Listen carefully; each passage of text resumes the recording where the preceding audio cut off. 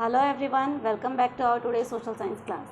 Students, in our previous class, we had started our second chapter of history, class 10, that is nationalism in India. In our previous class, we had seen that how the feeling of nationalism came among the Indians. But what was the problem? That they had their different goals, they had their different meaning of freedom. हर एक के लिए freedom का क्या था, अलग अलग meaning था. वो कैसे था वो हम लोग आगे चैप्टर में जैसे जैसे विल गो थ्रू, तो will do it in detail. In our today's video, in our today's class, will do the concept of first world war and how it contributed in spreading the nationalism in India. कि first world war, Bharat ने तो first world war नहीं लड़ा. क्या भारत ने first world war लड़ा था? नहीं लड़ा था. हम 9th क्लास में भी आप लोग पढ़ चुके हो. 10th क्लास का अपना जो भी फर्स्ट चैप्टर था उसमें भी आप लोगों ने देखा, उसमें मेन जो मेजर पावर्स थी कौन कौन सी थी? Germany, Russia, Japan, America, Italy. तो these were few nations were fighting among themselves. Okay, India was not the part of it, लेकिन फिर भी इसका प्रभाव जो है भारत पर पड़ा और इसने जो है नेशनलिज्म को भारत में बढ़ावा भी दिया. How, that will do today. So let's start our today's class. अगर हम लोग फर्स्ट वर्ल्ड वॉर की बात करते हैं बेटा, तो first world war began in 1914. It broke out in 1914. 1914 से लेकर जो है वो 1918 तक फर्स्ट वर्ल्ड वॉर चला था. लेकिन वर्ल्ड वॉर के बाद हम उसका इम्पैक्ट पढ़ेंगे, तो प्रभाव तो किसी भी चीज़ के ख़त्म होने के बाद होता है ना. तो इसका जब प्रभाव यानी आफ्टर 1918 यानी 1919 के बाद इसका जो प्रभाव पड़ा भारत पर, वो क्या था, that will do. So after the first world war what happened? Indian national movement was spread to new areas. उसका एक अलग तरीके से प्रभाव पड़ा, अलग अलग चीज़ों पर उसका प्रभाव पड़ा. जो नए नए सोशल ग्रुप्स थे, आम आदमी तक क्या हुए, उससे इम्पैक्ट हुए, उससे वो प्रभावित हुए. And it developed a new mode of struggle. अब वो न्यू मोड ऑफ स्ट्रगल क्या था, दैट विल डू फर्दर. उससे पहले हम लोग देखेंगे कि what was the impact of first world war. तो फर्स्ट वर्ल्ड वॉर जो था बेटा, it created a new economic, social and political conditions in our country. एक अलग तरीके का सिनेरियो जो है हमारी कंट्री में क्या हो गया था, तैयार हो गया था. वो क्या था, कैसे हुआ? तो सबसे पहले तो फर्स्ट वर्ल्ड वॉर में हुआ क्या? आप देखो, युद्ध ऐसे तो नहीं लड़ सकते कि गए और जाके किसी भी देश के साथ युद्ध लड़ लिया. Is that possible? No, that's not possible. युद्ध लड़ने के लिए फाइनेंशियली जो है स्ट्रांग होना बहुत ज़्यादा ज़रूरी है. वाई? क्योंकि जो सोल्जर्स हैं उनकी ट्रेनिंग, उनको एम्यूनिशन क्या होते हैं, उनको गोला बारूद, गन्स तो चाहिए ना उनको लड़ने के लिए. हाथों के साथ तो नहीं लड़ेंगे. ओके, तो उन लोगों को ये सारी चीज़ें प्रोवाइड करवाना, उनको फूड प्रोवाइड करवाना, उनको शेल्टर्स प्रोवाइड करवाना, उनको उनके लिए जो बेसिक नीड्स हैं वो फुलफ़िल करना. किनके? सोल्जर्स के. मैं सिर्फ आर्मी की बात कर रही हूँ. वो चीज़ें बहुत ज़्यादा ज़रूरी थी. तो इसी कारण से क्या था, वो चीज़ें इतनी ज़्यादा ज़रूरी थी, तो क्या किया गवर्नमेंट ने, या ब्रिटिशर्स ने, हम लोग बोले उस समय Britishers were ruling our nation. तो what they did, the British imposed war expenditure on India. हमारे देश में उस समय पे अंग्रेज़ों का राज था, तो उन्होंने वो खर्चा कहाँ से निकाला? इंडिया से निकाला. कैसे निकाला? इनकम टैक्स इंट्रोड्यूस कर दिया, कस्टम ड्यूटीज़ बढ़ा दी, चीज़ों के ऊपर टैक्स उन्होंने और ज़्यादा लगा दिए. अब चीज़ों के ऊपर टैक्स बढ़ेंगे और जो हम इनकम हमें मिल रही है, पहले हमें इनकम थोड़ी मिल रही है और जो मिल रही है उसके ऊपर भी हमें टैक्स देना पड़ेगा. ठीक है. अब तो क्या होगा, हमारी फाइनेंशियल कंडीशन क्या हो जाएगी, कमज़ोर हो जाएगी. We will be financially weak. क्या हम लोग अपनी डेली नीड्स को फुलफ़िल कर पाएंगे? नहीं. मेरी इनकम उतनी ही है, लेकिन अभी तक जो मैं वो इनकम फ्रीली यूज़ कर रही थी, क्या करना पड़ेगा, मुझे उस पर टैक्स देना पड़ेगा. मैं उस इनकम पर टैक्स दे रही हूँ, तो वहाँ से मेरी आधी इनकम कट गई. दूसरा क्या कर रहे हैं, वो कस्टम ड्यूटीज़ बढ़ा रहे हैं, यानी चीज़ों के ऊपर टैक्स लगाना शुरू कर दिया.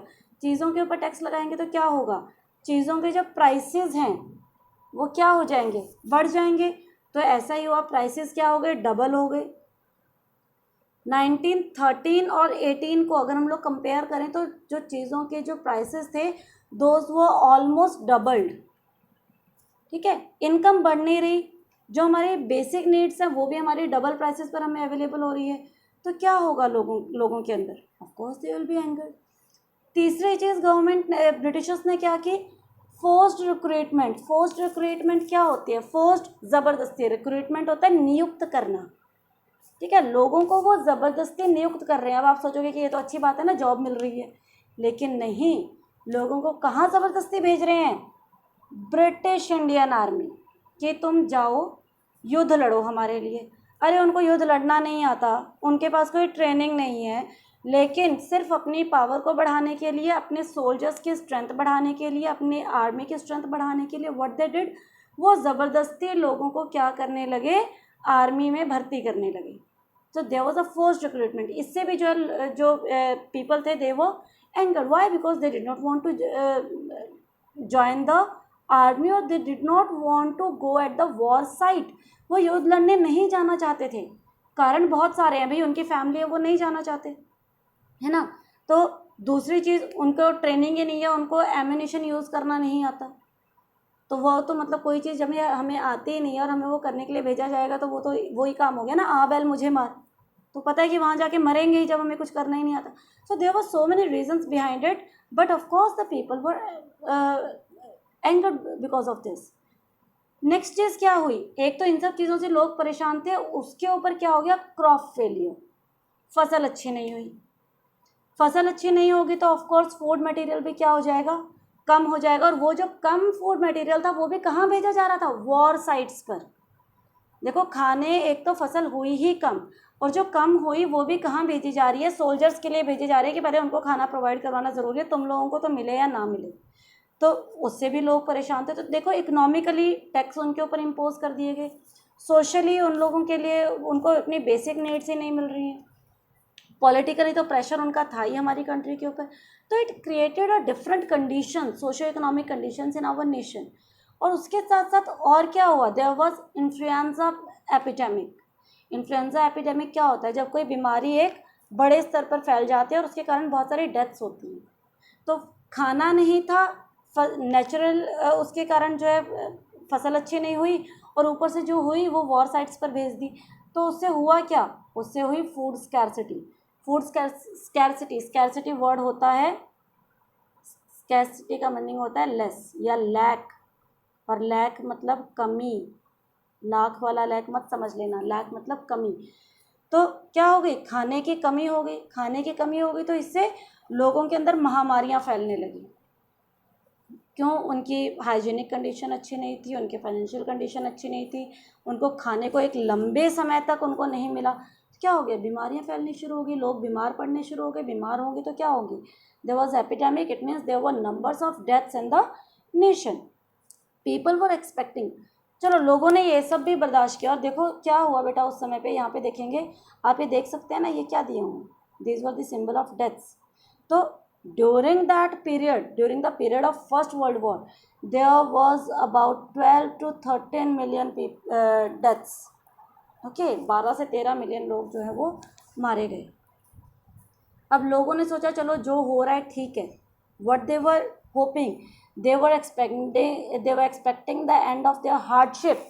उन्होंने सोचा चलो जब विश्व युद्ध ख़त्म होगा उसके बाद शायद हमें चैन की सांस मिल जाए, है ना। उसके बाद शायद हमारी जो प्रॉब्लम्स हैं, टैक्सेस ख़त्म हो जाएंगे, हमें खाना मिलना शुरू हो जाएगा। जो लोग बचे थे तो वो लोग ऐसा कुछ एक्सपेक्ट कर रहे थे, बट दे वर डिसअपॉइंटेड। लेकिन उनकी एक्सपेक्टेशंस पूरी नहीं हुई। After the world war also the condition became verse.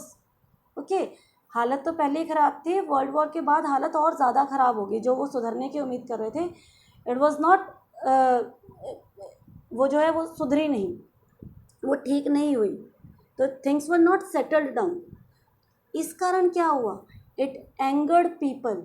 इसने जो है लोगों के, इसके कारण लोगों के अंदर बहुत ज़्यादा गुस्सा भर चुका था।